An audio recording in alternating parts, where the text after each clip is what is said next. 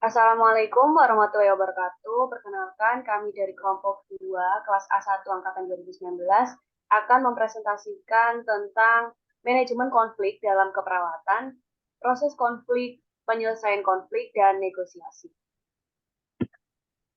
Nah, sebelumnya apa sih itu konflik? Jadi, konflik adalah perselisihan yang terjadi ketika tujuan, keinginan, dan nilai bertentangan terhadap individu atau kelompok. Jadi, kondisi tersebut itu dapat mengganggu dan menghambat tercapainya emosi atau stres yang mempengaruhi efisiensi dan produktivitas kerja. Nah, menurut Rigo sendiri, apa sih jenis-jenis konflik itu? Antara lain yang pertama ada konflik intrapersonal, jadi itu konflik yang terjadi pada individu itu sendiri. Kemudian yang kedua ada konflik intra, jadi konflik yang terjadi ketika seseorang itu di dalam kelompok melakukan kerja yang berbeda dari tujuan. Yang ketiga konflik interpersonal, yaitu konflik yang terjadi antara dua orang atau lebih di mana nilai tujuan dan keyakinannya berbeda. Dan yang terakhir konflik antar, jadi ini konflik antar timbul ketika masing-masing kelompok bekerja untuk mencapai tujuan kelompoknya. Kemudian penyebab konflik sendiri, faktor penyebabnya menurut Faisal tahun 2016 yang pertama ada perbedaan individu, jadi konflik itu terjadi bermula dari kepentingan pribadi. Kemudian yang kedua perbedaan latar belakang budaya, jadi lingkungan kebudayaan yang ada di masyarakat itu secara turun temurun dapat mempengaruhi sifat dari seseorang dan dapat menjadi permasalahan dalam berinteraksi. Kemudian yang ketiga, perbedaan antar individu dan kelompok. Jadi perbedaan berasal dari perasaan, pendirian maupun latar belakang kebudayaan. Yang keempat, perbedaan yang cepat dan mendadak dalam masyarakat. Jadi salah satu bentuk yang wajar dalam hidup bersosial, tetapi jika perubahan yang terjadi itu berlangsung secara cepat dan mendadak akan dapat memicu terjadinya konflik. Nah, dampak konflik sendiri bisa membawa dampak positif dan negatif. Nah, dampak positifnya sendiri, organisasi itu memiliki dinamika jalan yang akrab satu sama lain. Kemudian yang kedua, orang yang pernah berkonflik itu memahami dampak yang diakibatkan oleh konflik yang dilakukan. Yang ketiga, konflik itu muncul akibat dari ketidakpuasan atas diperlakukannya peraturan dan jenis kesejahteraan lainnya yang sebelumnya ditentang. Yang keempat, konflik itu terjadi bisa diredam dan dikelola secara baik. Dan yang kelima, anggota yang tidak terlibat secara langsung dapat mengambil hikmah atas konflik yang terjadi. Kemudian untuk dampak negatifnya sendiri, yang pertama komunikasi antar sesama dan organisasi lain itu menjadi terhambat. Terus yang kedua kerjasama juga menjadi terhalang. Yang ketiga rentan tersulit apabila adanya situasi yang memancing kedua belah pihak untuk berkonflik lagi. Kemudian yang keempat bekerja dalam situasi di mana sedang adanya konflik menyebabkan orang lain yang tidak berkonflik itu menjadi ikut merasakan dampaknya. Kemudian yang kelima, individu yang sedang berkonflik itu menjadi merasa cemas, stres, apatis, dan frustasi terhadap situasi yang dihadapi. Dan yang keenam, akibat terburuknya bagi orang-orang yang sedang berkonflik dalam suatu organisasi itu stres berkepanjangan. Nah, sekarang bagaimana sih tahap penyelesaian atau manajemen dari suatu konflik? Yang pertama adalah kita lakukan pengkajian dulu. Kita tahap awalnya adalah untuk mengumpulkan fakta-fakta yang ada saat terjadinya konflik. Kemudian kita mengidentifikasi sumber dari penyebab konflik ini apa. Kemudian yang ketiga intervensi, yaitu tahap akhir dari penyelesaian konflik. Nah, pengkajian ini yang pertama adalah kita menganalisis situasinya. Jadi kita tahap mengidentifikasi jenis konfliknya apa. Kemudian di tahap analisis itu kita mengumpulkan fakta, memvalidasi semua perkiraan melalui pengkajian yang lebih dalam. Kemudian yang kedua analisis dan memastikan isu yang berkembang. Jadi memperjelas masalah yang terjadi dan menetapkan prioritas fenomena yang terjadi. Kemudian yang ketiga menyusun tujuan. Jadi kita menetapkan tujuan penyelesaian konflik ini dengan jelas dan spesifik, sehingga menjadi acuan dalam proses penyelesaian konflik. Nah, identifikasi. Jadi di dalam identifikasi ini kita mengidentifikasi sumber penyebab konfliknya ini apa. Jadi para pihak itu dianjurkan untuk mampu mengelola perasaan dan menghindari respon emosional marah baik melalui kata-kata, ekspresi maupun tindakan. Dan yang terakhir intervensi ini terdapat dua hal penting. Yang pertama yaitu keyakinan akan penyelesaian konflik serta hasil positif yang diperoleh dari penyelesaian konflik yang dilakukan. Dan yang kedua, dilakukan penyeleksian metode yang akan digunakan dalam penyelesaian konflik. Nah, kunci langkah manajemen konflik ini yang pertama adalah set the tone, jadi kendalikan diri, jangan ada ancaman. Kemudian yang kedua, get the feeling, jadi beri kesempatan untuk mengekspresikan perasaan. Yang ketiga, get the fact, jadi mendengarkan dan mengamati dengan seksama. Yang keempat, ask for help, jadi kita beri kesempatan untuk mencari solusi yang terbaik dengan konsekuensi dari keputusan yang dibuat.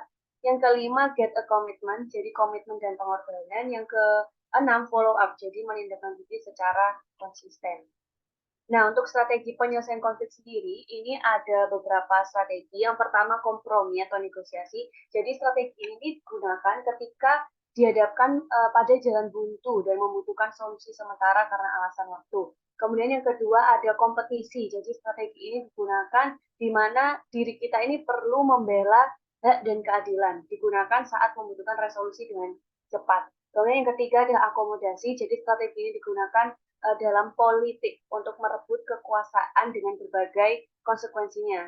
Nah, digunakan apabila ingin menjaga kedamaian karena konflik hanya menimbulkan kerugian.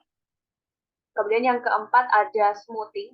Jadi strategi ini diterapkan pada konflik yang ringan, tetapi untuk konflik yang besar tidak dapat menggunakan strategi ini. Kemudian yang kelima ada menghindar. Jadi strategi ini digunakan apabila merasakan kondisi menguntungkan dirinya dan memilih untuk menghindarinya saja. Kemudian yang keenam kolaborasi. Jadi ini merupakan strategi yang win-win solution ya. Jadi strategi ini digunakan untuk menemukan solusi yang tepat sehingga dapat memuaskan pihak-pihak yang berbeda. Nah, selanjutnya ada negosiasi. Nah, apa sih negosiasi itu? Menurut Jackman tahun 2005, negosiasi ini merupakan proses yang terjadi antara dua pihak atau lebih yang awalnya memiliki persepsi berbeda hingga akhirnya mencapai satu kesepakatan. Nah, aspek negosiasi sendiri, ya ini yang pertama ada best alternative to negotiation agreement, jadi langkah atau alternatif yang dapat dilakukan apabila negosiasi tidak mencapai kesepakatan oleh kedua pihak. Kemudian yang kedua reservation price, jadi nilai atau tawaran yang dapat diterima oleh kedua belah pihak dapat mencapai kesepakatan suatu negosiasi. Kemudian yang ketiga zone of possible agreement, jadi merupakan area yang memungkinkan terjadinya kesepakatan dalam sebuah negosiasi. Nah, aspek kemampuan negosiasi sendiri, yang pertama ada kemampuan memisahkan masalah pribadi dan masalah yang dihadapi. Jadi, negosiator itu harus bersikap profesional dan fokus pada masalah yang dibicarakan, bukan pada pihak yang terlibat di dalam. Kemudian yang kedua, kemampuan untuk fokus pada kepentingan. Jadi, negosiator itu harus menghindari menganggap pihak lain itu sebagai lawan dalam bernegosiasi. Kemudian yang ketiga, kemampuan untuk mengumpulkan pilihan sebelum membuat keputusan akhir. Jadi negosiator itu perlu mengumpulkan pilihan-pilihan lain agar tidak terjebak pada masalah atau solusi. Kemudian yang keempat, kemampuan memastikan hasil kesepakatan berdasarkan kriteria yang objektif. Jadi negosiator itu perlu untuk menggunakan kriteria objektif seperti menganalisis keuntungan dan kerugian dari tawaran yang diberikan. Untuk faktor-faktor yang mempengaruhi kemampuan negosiasi, itu ada 3 faktor utama. Yang pertama, passion. Jadi, negosiator itu harus bersikap sabar dan hati-hati. Kemudian yang kedua, self-confidence. Jadi, negosiator itu memiliki kepercayaan diri yang baik dan keyakinan yang tinggi akan kemampuan. Kemudian yang ketiga, communication skill. Jadi, negosiator itu harus mampu berkomunikasi dengan baik agar dapat menangkap pesan secara efektif dari pihak lain. Nah, menurut Tilley dalam Sepastika tahun 2010 menyebutkan faktor yang mempengaruhi kemampuan negosiasi itu adalah yang pertama, kehadiran masing-masing pihak untuk mencapai tujuan negosiasi. Kemudian yang kedua, kepercayaan negosiator untuk memecahkan masalah yang dihadapi. Yang ketiga, kepercayaan terhadap perspektif diri sendiri dan pihak lain. Yang keempat, motivasi dan komitmen untuk bekerja sama. Yang kelima, komunikasi yang akurat dan jelas serta tidak menimbulkan ambiguitas bagi kedua pihak. Dan yang keenam, pemahaman mengenai dinamika negosiasi sehingga masing-masing pihak harus mampu menyesuaikan taktik dan strategi yang dibutuhkan. Kemudian untuk contoh kasus akan dilanjutkan oleh teman saya. Baik, untuk kasusnya di sini kita ada kasus tentang perawat T yang berusia 38 tahun, perempuan, lulusan dari S2 keperawatan, punya pengalaman kerja 15 tahun, adalah kepala ruangan bangsal rawat inap medik di Rumah Sakit Harapan Indonesia.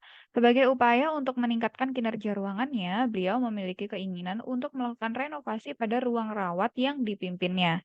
Beliau menemui manajer keperawatan rumah sakit untuk mendiskusikan proposal renovasi yang diusulkan. Ketika keduanya bertemu, manajer keperawatan menyampaikan bahwa di tahun ini rumah sakit hanya memiliki anggaran yang cukup untuk satu kali renovasi ruang rawat inap.